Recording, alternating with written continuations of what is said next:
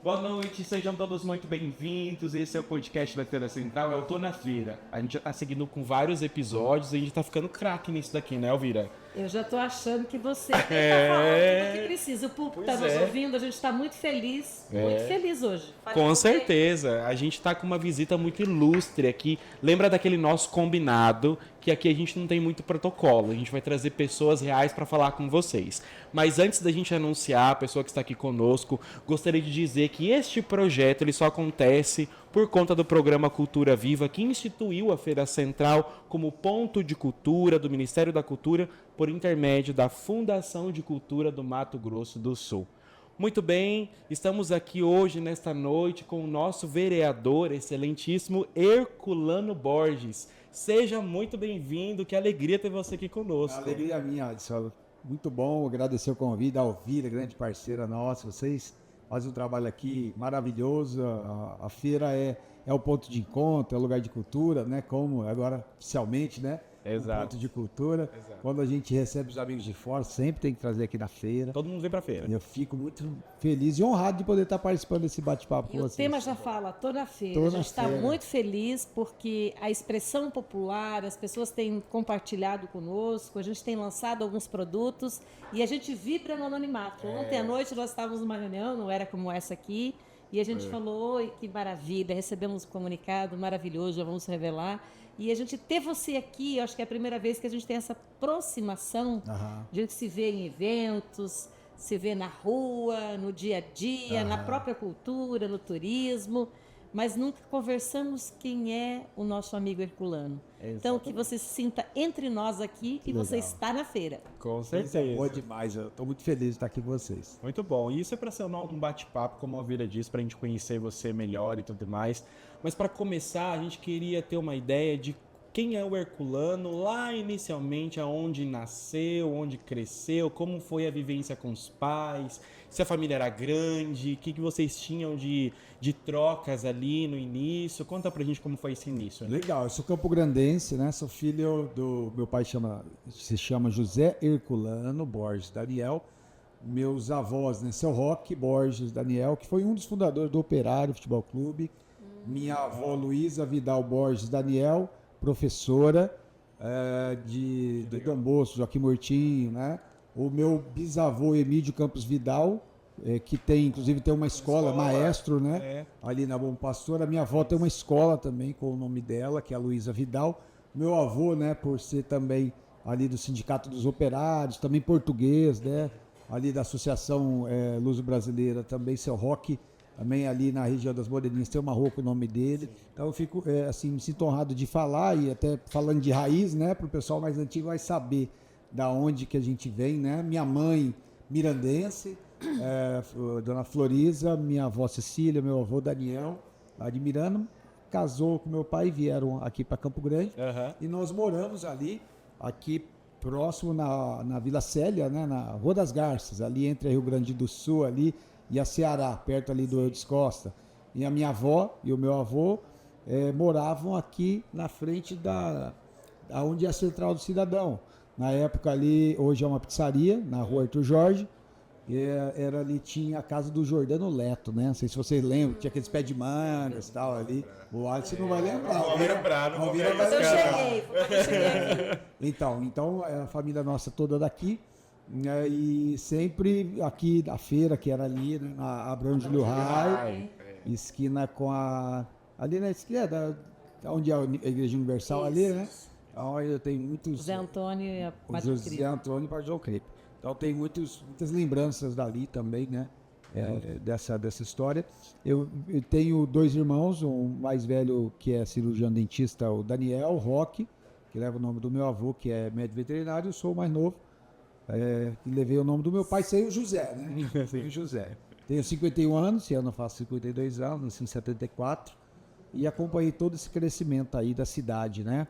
Como aqui, vivi sempre aqui em Campo Grande, então vendo essa transformação de Campo Grande, cidade pequenininha, até agora está aí praticamente 1 milhão de habitantes, tem um eixo aqui da região Centro-Oeste. Então, Esse aí sou eu, né? Meu pai, trabalhador da construção civil. Então não dá nem para dizer que você tá na área do esporte porque você jogou bola lá com seu pai, que te levava para a beira do campo, era isso? Meu pai não jogava muito, não, mas eu ia por conta do amor do meu avô, ali como operário, né? E ali eles moravam, ali o Belmar Fidalgo tinha o campo, ali é o campo oficial, né? Ali que tinha era o campo? Ali no Belmar Fidalgo era o campo, tinha o Belmar Fidalgo e tinha o Taverópolis, né? E o Morenão também, só que antes até os jogos aqui oficiais eram aqui no Belmar Fidalgo, que era um campo oficial ali, né? Era ali. Era ali. Tinha Então não arquibancada. tinha aquela rua 25 ali em cima? Alguma coisa não tinha por ali? Tinha, era assim, é porque se você observar, o Belmar ele tem um campo ali atravessado, Sim. só que ele era de um lado para o outro, ele era atravessado ali, uma trave era ali do lado do Arlindo Lima, do colégio ali Arlindo Lima, a outra era na rua. Ah, era de comprido. Isso, então. exatamente. É. Aí Então, depois cara, que diminuíram e fizeram aquelas quadras, a quadra de areia e tal, Sim. mas era um campo oficial com quadra com pista de atletismo do lado. olha só. Então eu me lembro bem disso, tinha arquibancada e tal, tinha liga, né? Eram as altas do... O movimento natação? o movimento era ali, né? Na época que Afonso Pena só ia até ali a Rua Ceará, né? Quando eu isso aí vim foi- para Campo Grande me adotou, a gente não tinha aquela região ali em cima ainda do Parque Não dos Poderes. tinha. Não tinha. Que ano que você veio pra cá? Ah, 88. A Mato Grosso era terra até lá em cima. A Mato Grosso, Tinha que ali, for, ali era eu mato estudei ali onde é a Rua do Shopping, a Rua Furnas, Sim. onde é a Funesp. Hoje ali era a Escola Danda Nunes. Minha mãe foi secretária, depois vice-diretor, depois diretor ali. E eu estudei no pré e no primeiro ano no Lúcia Martins Coelho, ali, aqui no centro, na frente da casa do Lúcio Coelho, né, que tinha o zoológico ali, não sei se você pegou Eu essa lembro, época, você lembro lembra dos disso? bichos, a gente parava naquela grade e ficava olhando. Ficava olhando ali, então eu estudava ali. Então, pré e primeira, segunda série eu fui lá pro Danda Nunes, que era uma escola municipal. Aí fiquei até a terceira e do quarto ano eu fui pro Dom Bosco e fiquei até me formar, o ensino médio. Mas por que eu tô lembrando ali do Danda Nunes? Porque a Mato Grosso ia até ali e naquela descida que desce ali para pegar o Parque dos Poderes, era só fazenda. Sim. Era Inclusive, só você fazenda está ali. tocando num assunto que a gente não ensaiou, mas esses dias eu tive a oportunidade de estar em Goiânia. E a gente visitou o zoológico lá de Goiânia. E eu fiquei pensando, nós estamos no estado do Pantanal, o governador Eduardo Riedel, o Reinaldo, o André Putinelli, todo esse povo sonhou, o aquário é uma realidade, Aham. o esporte é pungente, a cultura é pungente, mas nós não temos uma contemplação à natureza. É verdade. E nós temos um lugar, e você como vereadora aí, eu vou cutucar, porque uma andorinha não faz verão, mas quando elas se juntam, elas fazem revoada. É verdade. Por que a gente não abre, vai ter mestres, professores, reitores, não sei, uma galera dizendo que não dá. Mas o não dá não faz parte do meu dicionário. Aham. O CRAS, por que ele não é aberto Aberto, à né? É comunidade? verdade. Por que não se trabalha? Porque, mas os animais estão em reabilitação. Uma gaiolinha trancada de 4 metros quadrados, eu não estou fazendo crítica, eu gostaria de que isso Uma fosse sugestão, um projeto. Quem sabe alguém leve isso à frente De ampliar. para fazer isso, porque tem animais que ficam ali a vida toda, né? E a gente, E ali é muito bonito, você entrou ali, não? sim, Onde contemplação. onde você entra ali onde era a Funesport. Isso, ali Você atrás, entra né? e tem a cavalaria ali da Polícia Mas a Militar. população não conhece isso, Ali às Herculano. vezes vai escola, né? Mas é muito pouco, restrito. É muito restrito, né? Além disso, além das amostras, estender educação ambiental, né, também, porque para a tem população. E tem tudo a ver com E tem a animais nossa geografia, né? Isso, e tem animais que vão passar o resto da vida animal ali, porque eles estão confinados. Então, essa interação do público, conhecimento, educação, acho que deveria fazer parte do resgate da nossa Vamos história. convidar o governador Eduardo Riedel Acho para que vir isso é aqui no bacana. podcast. O que você acha? E a gente dá essa Uau! Será que Vamos a gente vai convidar ele. conseguir? Com certeza ele vem. Eu quero Vai ser dizer uma honra, mais. vai ser uma honra. Ali, ó. Governador Eduardo Riedel, ó. Aqui, ó. Vem aqui toda feira, hein? Ele vem. Eu posso dizer para você? Nós o amamos. Não, ele é demais. Ele E a gente e a tem Mônica? Quem sabe... A Mônica Riedel também. Então, o primeiro dia, posso dar um spoiler aqui, bem pequenininho? O primeiro dia dela e público foi na feira, que ela veio fazer interação popular aqui. E aí, quem sabe a gente não convida ele para ele contar um segredo que eu juro, para quem está nos ouvindo, não posso falar.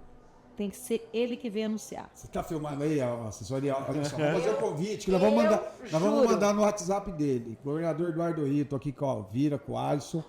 Tô na feira, estão pedindo a presença do senhor aqui, não é isso, Vira? Fizemos um monumento a ele. Por falta de agenda no final de 2025, não pudemos entregar. Mas nós não estamos tristes, não, porque quem fica por último ri melhor. E a gente tem uma grande Na hora certa, situação, e a gente quer que ele conte. A gente não tem esse direito. Então amanhã eu vou levar esse vídeo para ele, ele vai assistir pessoalmente o vídeo. Agora ele vem. Estás convidado oficialmente aqui o lugar. Estou na feira. Aí você já dá a sugestão do CRAS, né? Ah, E outras, sim, mas eu acho que isso é uma experiência que renova a educação e a cultura.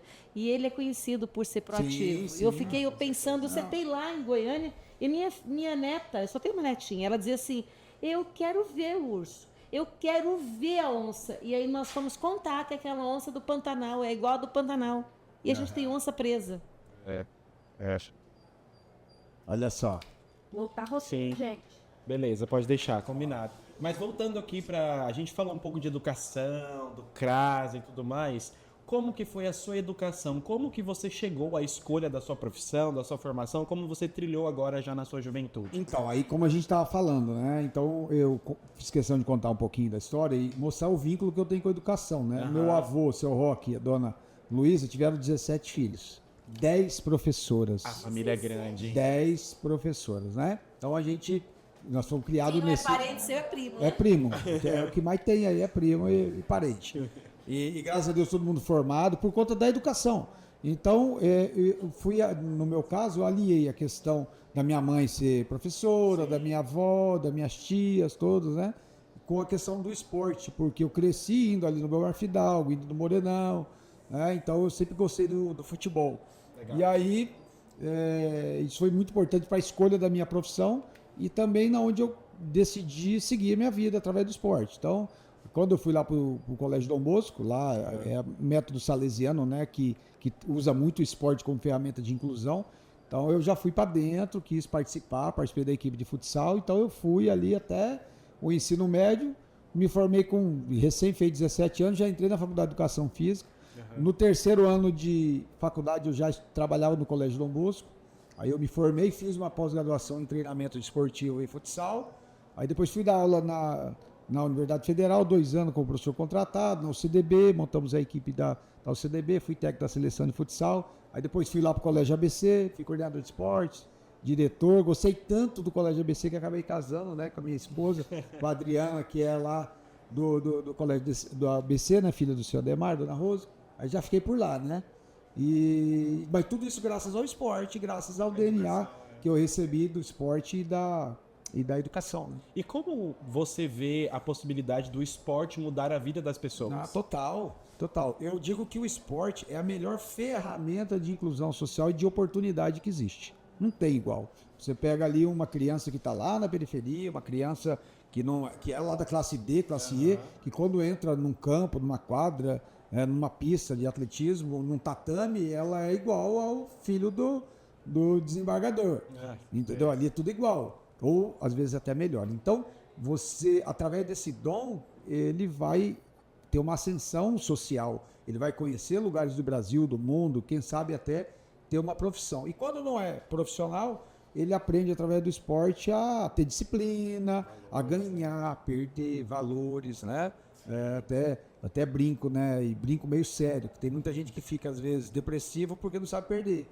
O esporte ensinou a perder. Até tem derrota que você tem no esporte, você fala, eu vou ficar aqui para sempre, aqui triste. Não, outro dia você sacode a poeira, você vai treinar, vai se esforçar para você alcançar o seu objetivo. Então o esporte é uma ferramenta de inclusão social maravilhosa, de oportunidade, que iguala as pessoas ali que dão da igualdade dentro da modalidade que ele está. Então Você falou maravilhoso. Da sua parte infância, tá. Aí você disse que casou, tem filhos? Tenho casal de filhas. Estou casado já, vou fazer 22. Tá ali a minha... Tá lá para confirmar. Universitário. E aí a Luísa vai fazer 21 em setembro, tem 20. Tá fazendo faculdade de odonto. E o Gabriel tem 15, tá fazendo ensino médio. né? Ele É um casal.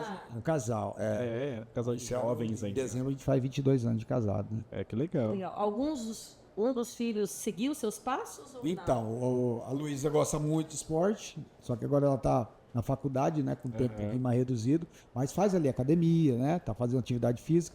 O Gabriel também faz academia, faz Muay Thai, então ele gosta também do esporte, está treinando também futsal ali no gol, né, igual eu fui goleiro também de futsal, ele começou agora fazendo treino específico de goleiro, mas todo mundo ali de casa vinculado na questão do esporte. Minha esposa também é profissional de educação física, é pedagoga, então a gente consegue organizar a nossa vida tudo em torno disso, né? Sim, sim, não tem como. Então os filhos estão todos ligados a isso. Então também, todo mundo de ligado. certa Graças, forma, né? assim, igual eu falo, né? A Bíblia fala, ensina a criança no caminho, né? Que se deve andar e mesmo quando for grande não vai se desviar. Exato. Então não é o caminho, é no caminho. É junto. É junto.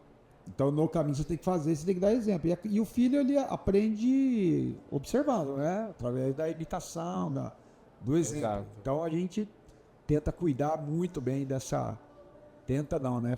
Cuidamos dessa parte. Né? Exato. E faz um bom trabalho com certeza. Vocês estão na melhor fase da vida, lembrando que já tomam rumos diferentes, É verdade. constroem novos lucros. Já está aí a filha já começando a namorar, o menino já está entrando na juventude, né? Ela já está no 4º ano de odontologia, vai ter mais um ano, já vai se formar.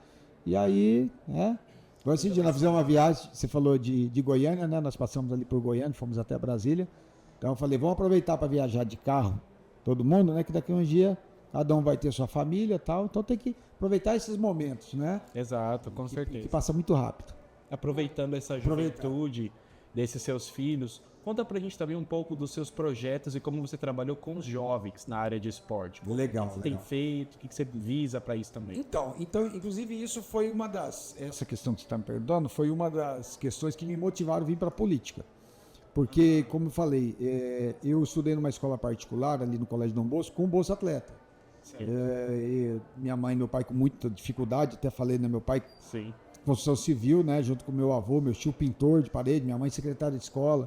Então, eles se esforçavam muito para manter nós três numa escola particular, né, que era o Colégio Dom Bosco na época. E pelo futsal, eu ajudava porque eu recebia bolsa, né, bolsa atleta, então eu dava uma aliviada ali no orçamento da família, né. Então, eu aprendi isso, eu fui beneficiado com isso.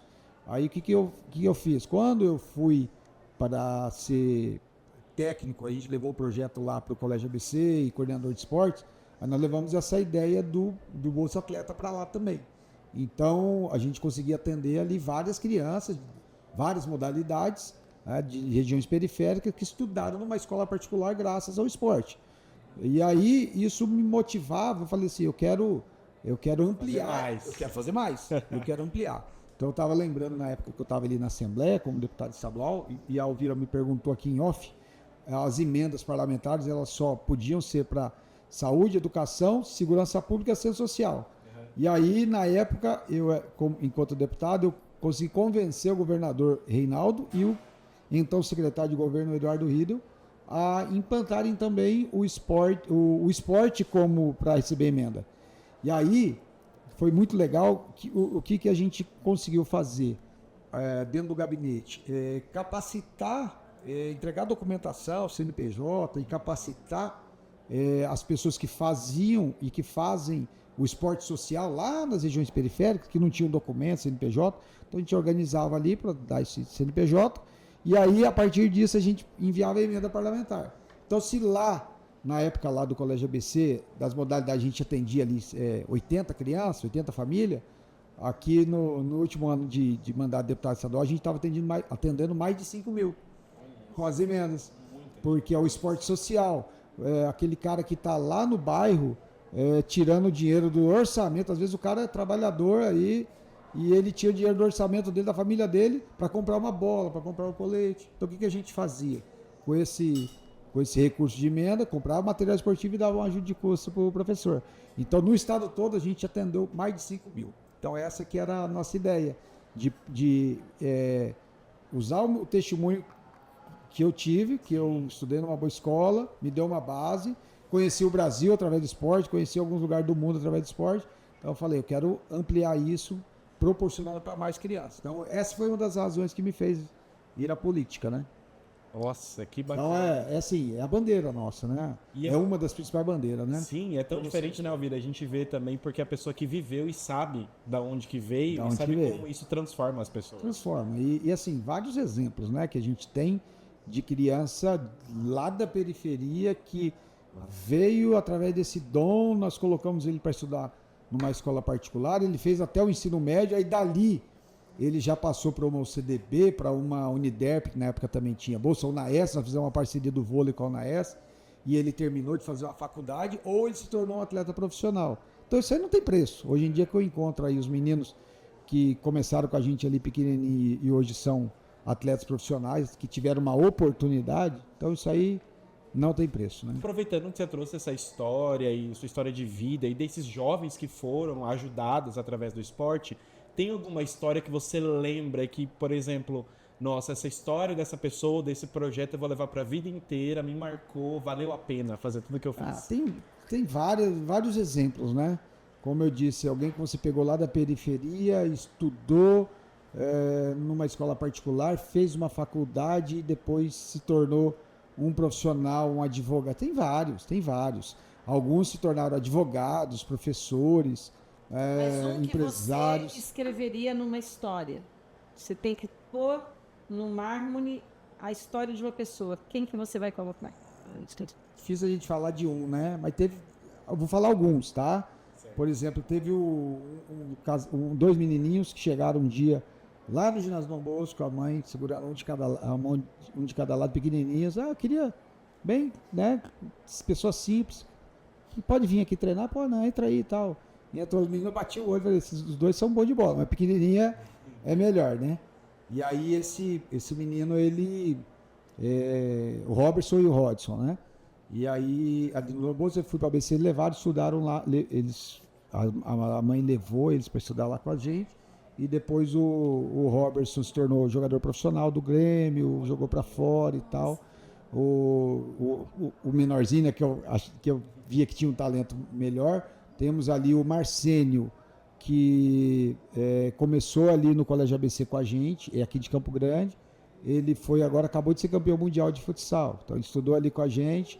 Aí ele saiu ali do ABC, ele foi aqui para o interior de São Paulo, aí ele foi para o Carlos Barbosa, do Rio Grande do Sul, aí ele foi para a Rússia, foi para o Barcelona, aí ele voltou, agora ele está aqui no Jaraguá do Sul, ele já está já quase para o fim da carreira, mas foi campeão mundial com a seleção brasileira. Jean, que é aqui de Campo Grande também, que jogou com a gente ali no Pelezinho, no ABC. Mas por que eu estou te perguntando isso?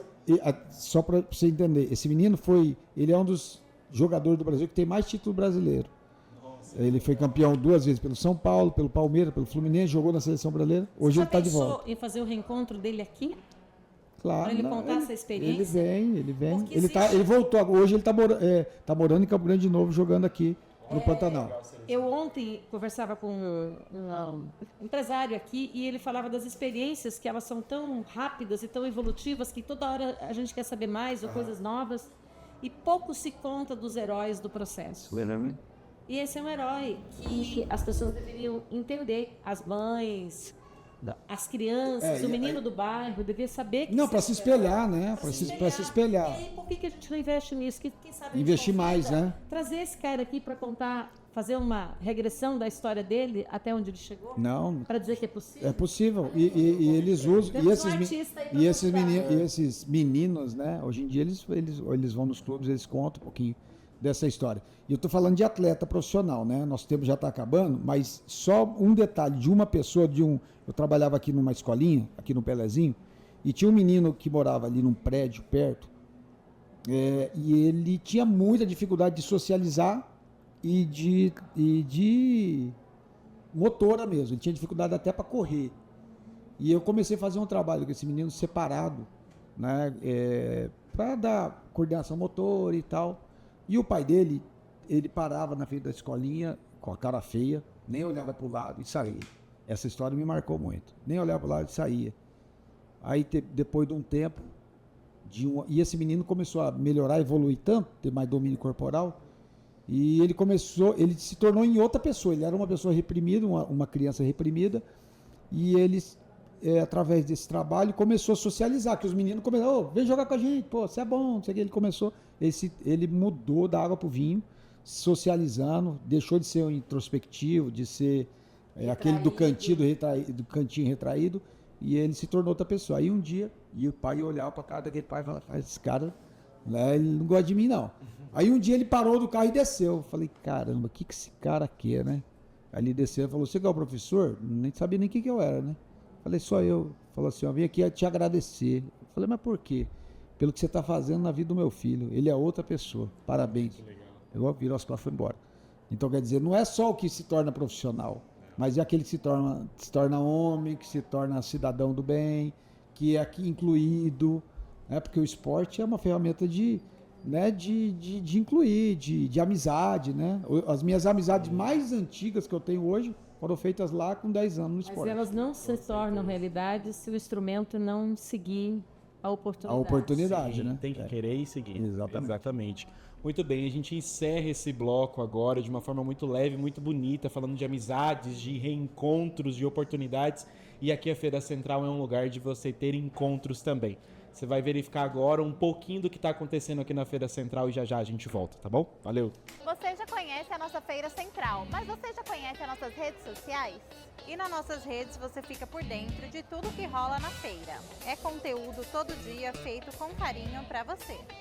Então segue a feira, ative o sininho e venha viver essa experiência com a gente. Muito bem, estamos de volta aqui com o vereador.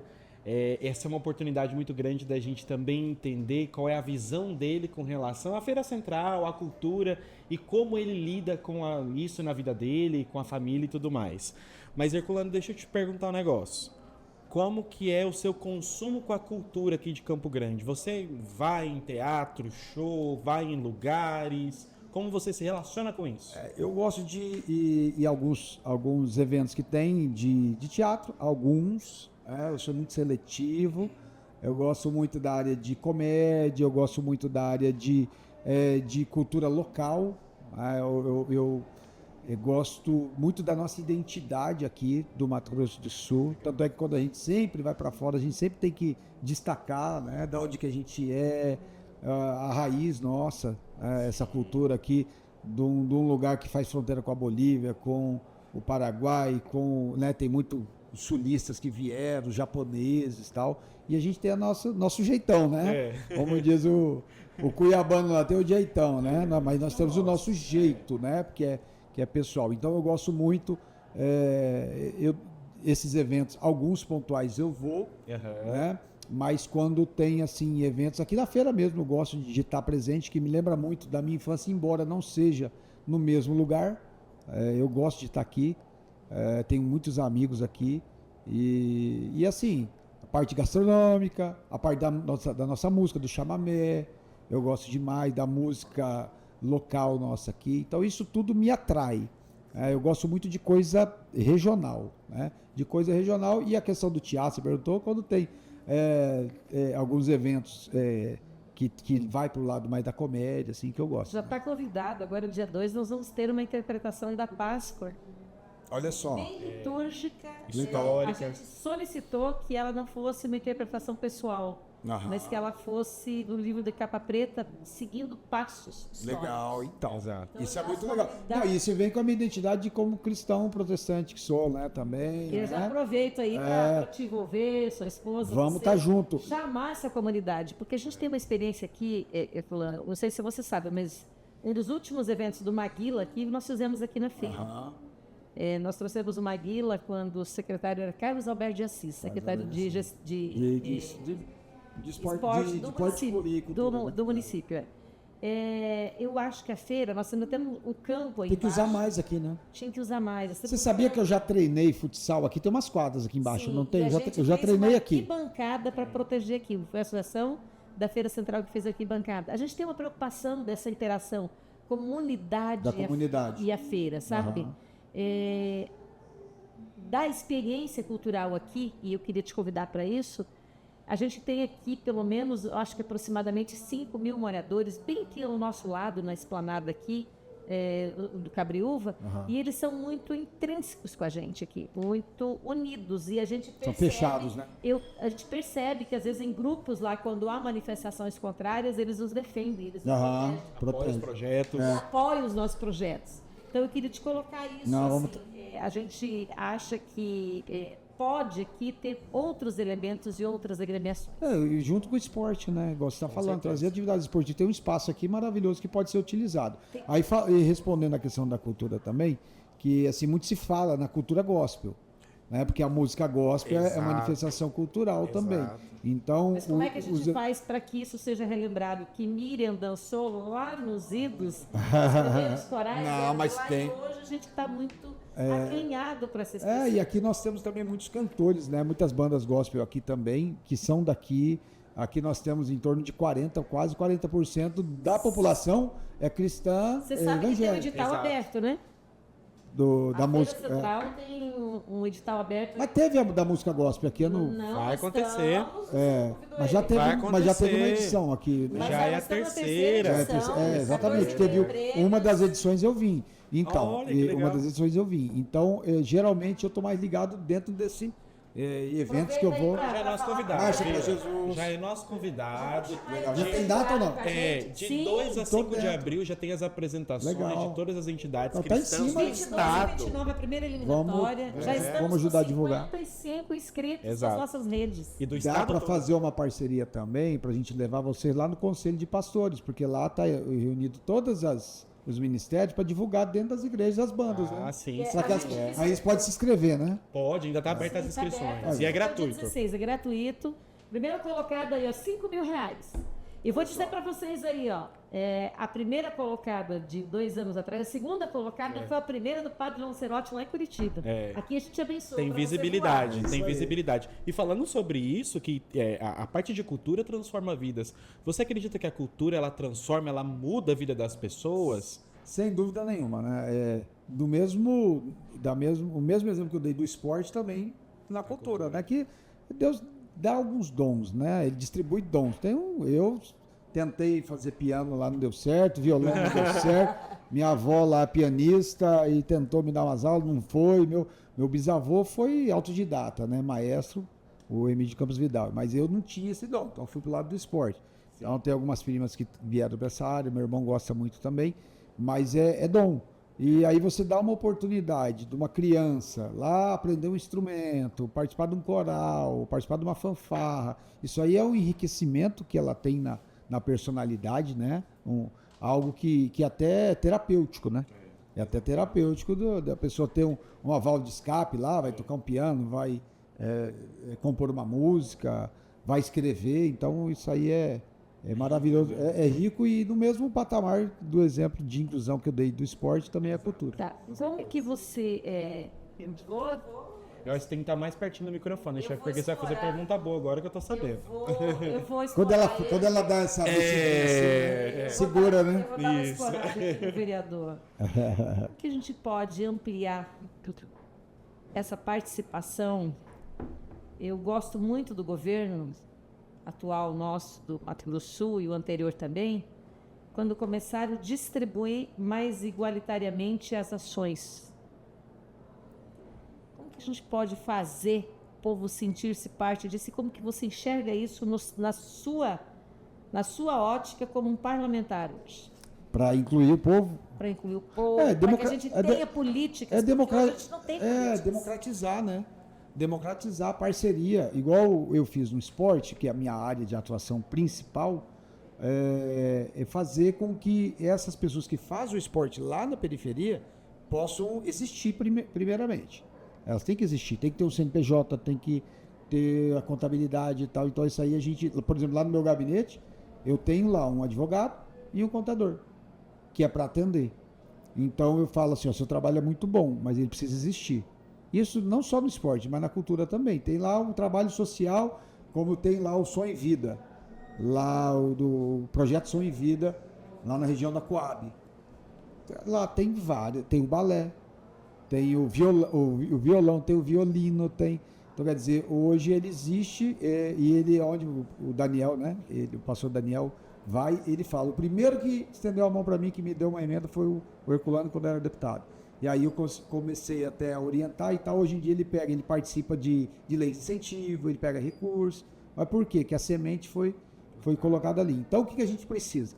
Democratizar o acesso à cultura e ao esporte lá nessas regiões. Porque quem mora aqui no centro, né, que estuda uma escola particular ou é da classe A e B, tem condição de pagar uma escola particular de música, ou de teatro, ou de balé, ou de...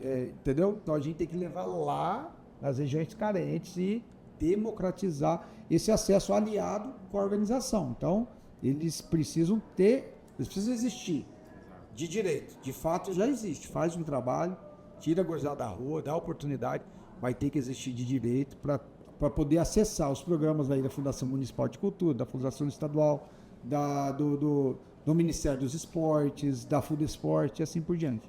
Acho que a gente precisa, inclusive, dar um incentivo para que as gestões municipais se apropriem das leis federais, para que elas sejam melhores. Nós temos a história de perca, de perder incentivo sem ponto da lei de prático. incentivo, eu estive ali na Fundesport, né, como diretor-presidente, então eu acompanhei que tem muito recurso lá do Ministério do Esporte que não vem, que ninguém consegue se organizar para captar.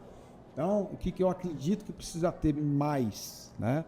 Como eu tentei fazer ali na Fundesport e o pessoal está fazendo, mas até por falta assim, de pessoal mesmo, a gente não consegue ampliar isso. Ampliar para que quem está lá na periferia consiga se organizar, ter um CNPJ, ter um contador, e ter alguém que faça projetos para captar recursos. Então, a prefeitura precisa ter um setor da cultura mais forte, ter um setor desse na cultura. Plano de governo. Não pode ser não pode ser um vínculo empregatício para botar alguém e deixar na prateleira. Não, exato. E não é assim, tem que ser independente de quem entra na prefeitura. Eu também acho. É algo plano de Estado. Tem. Que vai passar de governo para governo. Passa pela sua ideia expor esse plano nesse formato. Eu sei que você já me falou aqui que você só é vereador, que eu não posso confundir gestão com parlamentar. Eu sei disso. Mas eu tenho uma teoria de que água mole em pedra dura faz o processo amolecer. Acho que nós precisávamos levar esse debate maior para a própria Câmara. Nós vivemos num espaço, num mundo que há uma carência disso. Né? Uhum. É verdade. E assim, o executivo, ele tem a ferramenta para fazer isso. Sim. Mas tem que ter conhecimento disso. Tem que ter conhecimento e tem que ter equipe para isso. Para você pegar, igual nós fazíamos ali na Fundesport, no período que eu estava lá. Você pega pela mão. Vai alguém lá, às vezes sentava lá, Herculano, preciso de umas bolas lá para o meu projeto. A bola, se você der a bola para ele, daqui 4 meses a bola já estragou. Falei, não, mais do que uma bola. Você tem um estatuto? Não foi, então daqui.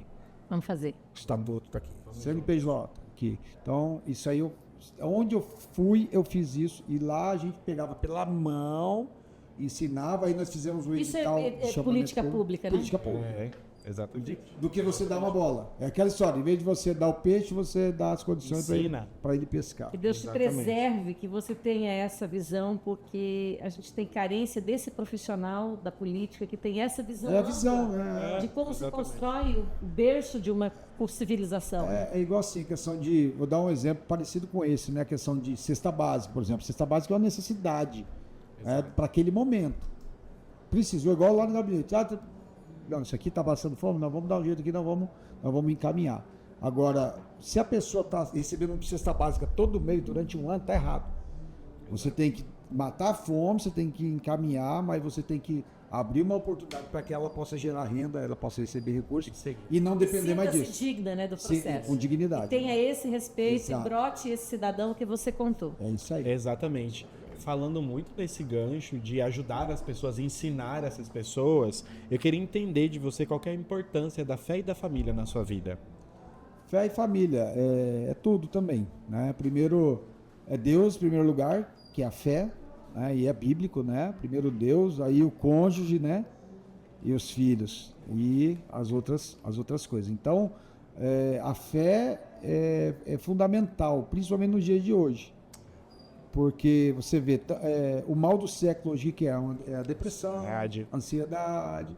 Né? E a ansiedade, ela é excesso de futuro.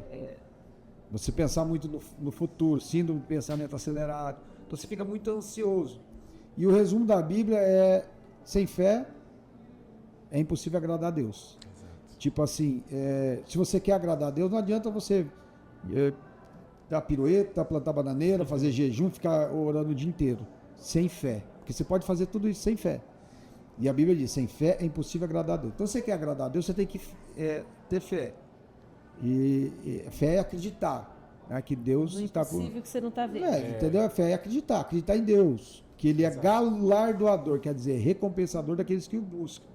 Então, tudo é por fé. Você vê, se a gente for olhar os noticiários de hoje, nós estamos no meio de uma guerra, que pode desencadear uma terceira guerra mundial. Se você ficar ali só, e agora o que vai ser? Não, é você pegar Jesus, crer, receber Ele como seu Salvador, declarar Ele como seu Salvador, e eu confio no Senhor e me direciono. Então é isso que a gente tem que fazer. Então a fé e a família é o nosso porto seguro. É o lugar da nossa segurança. E eu tenho dito, né, que o maior patrimônio que nós temos não é a conta bancária, não é a casa bonita, não é o dinheiro que você tem, mas é a família. O maior patrimônio que nós temos, a nossa família é o nosso maior patrimônio. Então, quando a gente consegue ter a família próxima, né, e consegue gerar isso nos nossos filhos, a dependência de Deus, o temor a Deus, porque hoje o que a gente precisa? De sabedoria para lidar com tudo. Mas qual que é o princípio da sabedoria? A Bíblia diz que é o temor ao Senhor. Então, quer dizer, a Bíblia ela é toda totalmente interligada. Aí, até comecei a rascunhar um livro, né? Vou escrever meu livro esse ano, se Deus quiser sai. E eu falo muito sobre isso, que cada pessoa Deus tem um propósito para cada pessoa. Mas para a pessoa conhecer o propósito de Deus, ela tem que estar com a mente boa, tem que estar preparado. Tem que estar com a mente limpa para receber. Ouvir a voz. Né? Ouvir a voz. Mas como você vai... Tem que estar sensível. Mas como você vai ouvir a voz se você está com a sua cabeça toda atribulada? Então, aí, outro versículo que eu gosto de trazer. Né? Quando você está atribulado, quando você está ansioso, tem um versículo que diz: quero trazer à memória o que pode me dar esperança. Aquilo que me dá esperança. Então, você junta família, fé, esperança, perseverança. Porque na vida você ganha e você perde. Só que quando você perde, você tem que perseverar e seguir. O exemplo que aconteceu comigo. Fui vereador 2 mandatos, aí fui secretário de juventude, fui para a Assembleia, 2 mandatos. E aí, fui o 18º deputado mais bem votado em 2020, são 24 deputados, e não fui eleito. O que aconteceu? Por causa do negócio de coligação, de coeficientes, essas coisas, né? Eu não fui eleito. O que eu fiz? Vou ficar deprimido aqui. Falei, não, vou voltar, recomecei, e sacudi a poeira. Então, quer dizer, aprendi isso com o esporte. E perseverando. Porque, às vezes, as pessoas... E hoje o mundo, né, o celular nosso não está aqui porque a produção tirou, né? Mas eu o dia inteiro... Senão a gente já está aqui, ó. A gente já tá aqui. Consultando, exatamente. O dia inteiro a gente fica aí no telefone, né? E se comparando com os outros. Aham. Então... E tem os outros como referência. Ninguém posta ali o momento difícil, só posta o momento... Coisa boa. Tá lá na praia, tá lá não sei o quê, ou ralando aqui. Então, quer dizer, você não precisa se comparar com os outros, né? Caiu, tá no momento difícil, persevera, porque às vezes a pessoa...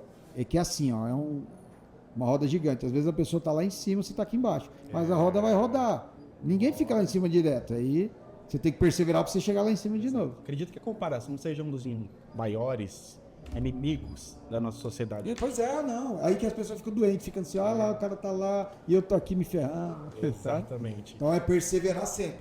Você tá passando um momento difícil hoje, amanhã, a sua sorte pode mudar. Com certeza, que legal.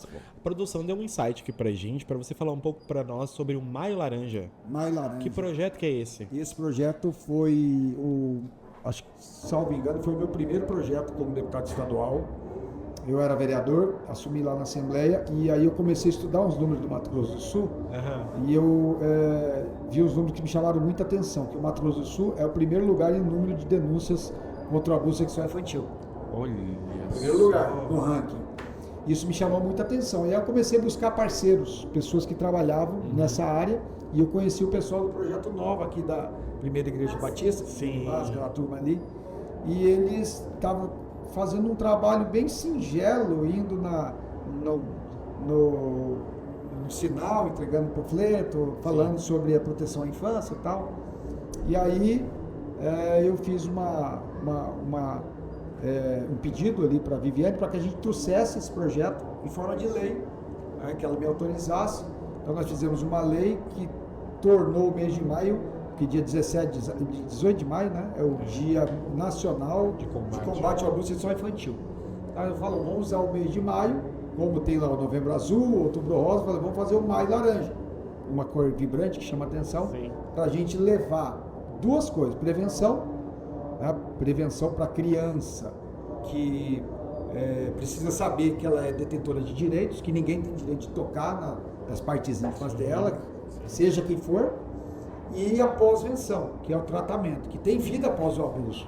Então nós começamos a fazer esse trabalho, e aí essa história eu faço questão de contar, né? Você falou do esporte, porque no primeiro ano, aí nós fizemos a lei, foi aprovada na Assembleia, e aí eu comecei a ir nas escolas, eu e mais 4, 5 colaboradores. Começamos a ir nas escolas dar palestra para as crianças. E quando você começa a falar para as crianças, pelo olharzinho dela você já vê ali que uma já começa a virar o rosto, tá? Aí a gente já encaminha para a psicologia para fazer um acompanhamento, se preciso também, conselho tutelar. Olha. E aí eu fiquei com o sentimento assim, né? Poxa, tem tanta criança no Mato Grosso do Sul, em Campo Grande, e nós estamos atendendo aí, sei lá... 30, 40 milhares. 200 crianças por dia, muito pouco, tal. E aí, isso no meu coração, falei, será que está valendo a pena? Aí um dia eu recebi, nesse mesmo dia que eu estava com esse sentimento, eu recebi um áudio de um policial que pegou meu contato com outro policial e falou assim, ó, encaminha essa mensagem para o deputado Herculano. Aí ele disse o seguinte, que ele foi chamado para uma ocorrência aqui na região do Índio Brasil. Quando ele chegou lá, tinha uma confusão ali, e do lado a mãe com uma criança, e do outro lado um cara amarrado, e os vizinhos todos ali, né? Aí a mãe, resumindo a história, a mãe contou que estava tendo uma festa, o vizinho quis abusar da menina, acabou a energia, e o vizinho aproveitou e foi puxar a menina para abusar. A menininha pequenininha saiu correndo e falou para a mãe, liga para a polícia, o fulano tentou tocar nas minhas partes íntimas. Olha. E o policial ficou espantado, e ele me contando isso em áudio. Aí ele ficou espantado, falou, quantos anos você tem? Eu falei, eu tenho 7 anos. Mas como? Você é muito esperta, como que você aprendeu isso? Falou, não, foi um tio lá na minha escola e falou que ninguém tem direito de tocar nas minhas partes íntimas. Olha. Que se isso acontecer é para eu avisar a mamãe e chamar a polícia. E o cara foi preso em flagrante. Aí a mãe falou para ele, o tio que ela tá falando é o deputado Herculano, que naquela sala eu tinha ido. Aí eu falei, já valeu a pena. Então, com certeza. Já valeu, salvou uma criança. Mas daí o que aconteceu? Essa lei foi para os outros estados, hoje é uma lei federal, todo Dia Nacional de Combate ao Abuso Sexual Infantil, o Cristo Redentor está lá de laranja, né, com as cores do Maio Laranja. A ministra Damares, na época, hoje senadora, foi uma grande parceira. Nossa, eu vi aqueles depoimentos. Ela levou lá para Brasília, para o Ministério, e deu uma amplitude. Eu tenho a honra de ter sido o autor dessa lei que tem salvado vidas e tem capacitado, porque a gente faz capacitação com os professores também. Porque o professor, ele tem fé pública, se ele vê, ele tem que denunciar, ele tem que fazer uma carta, tem que enviar para o Conselho Tutelar. E muitas vezes o professor não sabe o que faz no caso desse. Exato. Então a gente trabalha com as crianças na prevenção e com na pós-venção, tratamento, e na capacitação dos professores, dos pais, do clube de mães. Legal. Então todo esse mês de maio, se você permitir, a gente vem aqui falar. Com certeza. É importante a gente também abrir esse espaço para você falar. Às vezes tem alguma pessoa que quer participar do projeto, quer ajudar, quer colaborar. Procura a gente, como que faz? Né? Tô lá aqui no Instagram, @HerculanoBorges, né? Lá no gabinete também, pode procurar a gente, que a gente vai, nós temos hoje em dia, graças a Deus, a nossa rede cresceu muito, nós temos vários aí projetos que nos ajudam dentro desse. A gente agregou muita gente, tem a Delegacia de Proteção Criança e Adolescente também, parceiraça. Aí outros vereadores levaram para suas cidades também. Então, muitas cidades do Mato Grosso do Sul fazem esse trabalho, cidade que tem lá beira de rio, né, que tem muito pescador e tal, beira de estrada. A gente trabalha na capacitação para a criança saber que ela tem direito, a criança é detentora de direito. E uma frase que eu gosto de dizer, que o infante, a palavra infantil, ela vem de infante, que é do latim, né? Aquele que não tem voz, aquele que não fala. Então, o que a gente entende? Que o infantil, a criança não tem voz. Quem que tem que ser a voz? Eu, você que está assistindo, porque a proteção à infância é direito constitucional e do Estatuto da Criança e Adolescente. Exato. Que é dever da família, do poder público e da sociedade de proteção à infância. 80% dos casos acontecem no ambiente familiar. Então, quem que tem que assumir? Eu, você que está aí. Para a gente ir encaminhando para um final agora, e feliz, um final feliz, né? Aquele menino lá da Rua das Garças imaginava que chegaria até aqui nesse momento com tantos projetos e tantas histórias impactadas, e gostaria que você respondesse isso na seguinte perspectiva. Será que ele sente orgulho de quem você se tornou hoje? Pergunta forte, né? Eu não imaginava, não. O que foi possível isso? Porque um dia eu conheci Jesus. Isso fez toda a diferença na minha vida.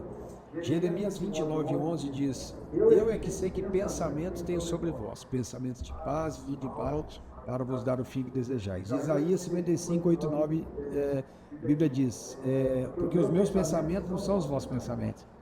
Meus pensamentos são mais altos. Deus dizendo: assim como o céu é mais alto que a terra, assim os meus pensamentos também são mais altos que os vossos pensamentos. Então, um dia eu conheci Jesus e, lendo a palavra, eu entendi que Deus tem propósito na vida de cada pessoa. Isso vai estar no meu livro também. Deus tem um propósito individual para cada pessoa, e eu comecei a buscar em Deus isso.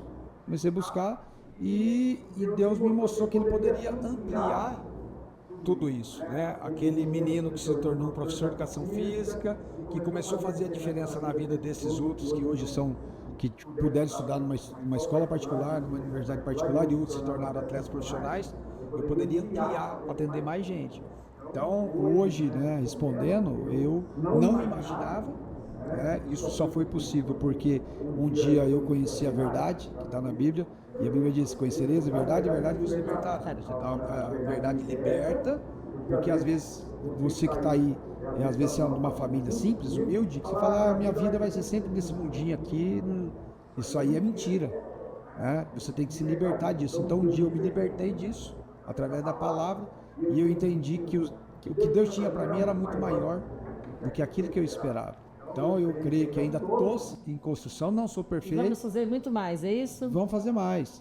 Então eu não imaginava isso tudo graças à graça de Deus e à misericórdia dele. Muito bem, isso mesmo. A gente encerra aqui então o nosso podcast com o coração quente, entendendo que existem pessoas de bem no poder público, existem pessoas que pensam no bem do próximo, que é uma comunidade, um elo pensando em todos, e a gente acredita que esse podcast também é um lugar de todos, é do povo, é da Feira Central, e a gente sempre fala aqui, né, Elvira, que nos comentários tem que deixar lá sugestão de quem quer estar aqui do próximo, de temas, de convidados. Exatamente. Quer ouvir na próxima ocasião. Exatamente. E a gente tem que agradecer aqui o Herculano. E eu quero dar um depoimento meu aqui sobre isso.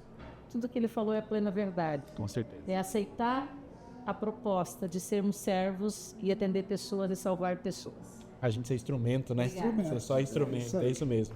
Muito obrigado. São esse instrumento. Tantas famílias que estão aqui, que vocês atendem, né, que tem o seu ganha-pão aqui, que vocês tratam com honra. É uma das feiras mais limpas, a gente quer no Brasil todo, mais estruturadas, mas não é só o material, né? Não é só o prédio, são pessoas, e essas pessoas... A gente não vai contar os milagres hoje, mas a gente teve essa experiência aqui de inúmeras situações que a gente pôde entender a transformação. O propósito, né? O propósito que tem essa feira, né? Com certeza. Parabéns e um abraço para todos, né? Os feirantes aqui, e as famílias. Muito obrigado, vereador, pela presença. Alvira, obrigado mais uma vez pela parceria. Galera. É isso, gente. Muito boa noite, muito obrigado e até a próxima. Tchau, tchau.